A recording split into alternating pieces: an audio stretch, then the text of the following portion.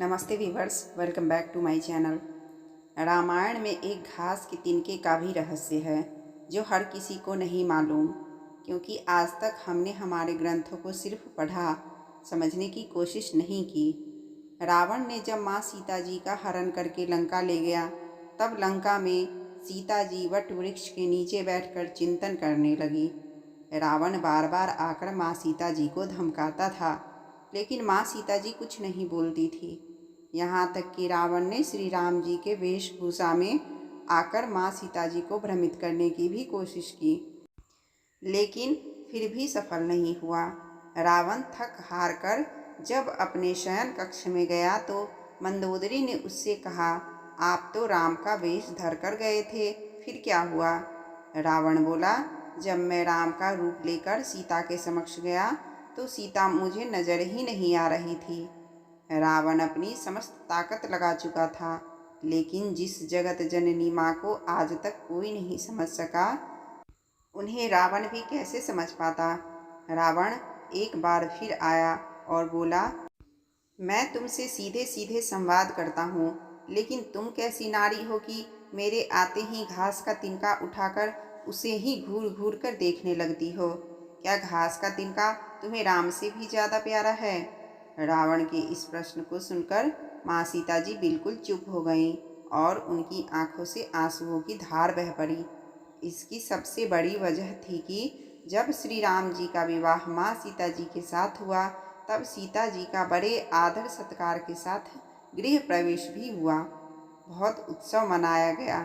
प्रथानुसार नववधू विवाह पश्चात जब ससुराल आती है तो उसके हाथ से कुछ मीठा पकवान बनाया जाता है, ताकि जीवन भर घर पर मिठास बनी रहे।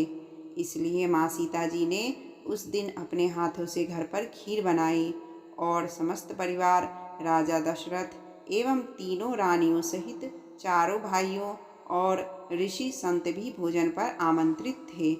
माँ सीता ने सभी को खीर परोसना शुरू किया और भोजन शुरू होने ही वाला था कि जोर से एक हवा का झोंका आया।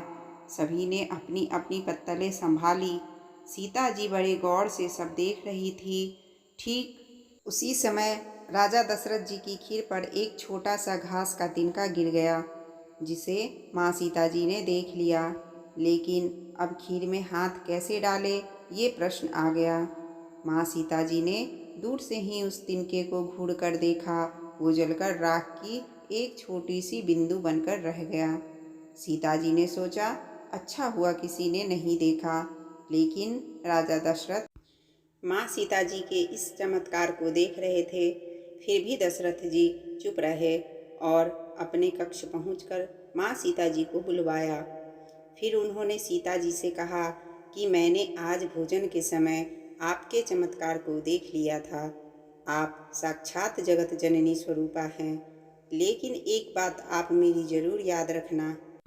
आपने जिस नज़र से आज उस तिनके को देखा था, उस नज़र से आप अपने शत्रु को भी कभी मत देखना। इसीलिए माँ सीता जी के सामने जब भी रावण आता था तो वो उस घास के तिनके को उठाकर राजा दशरथ जी की बात याद कर लेती थी। तृणधर ओट कहत वैदेही, सुमिरि अवधपति परम सनेही। यही है उस तिनके का रहस्य। इसलिए माता सीता जी चाहती तो रावण को उस जगह पर ही राख कर सकती थी, लेकिन राजा दशरथ जी के दिए वचन एवं भगवान श्री राम को रावण वध का श्रेय दिलाने हेतु वो शांत रही। ऐसी विशाल हृदया थी हमारी जानकी माता। जय जय सीताराम।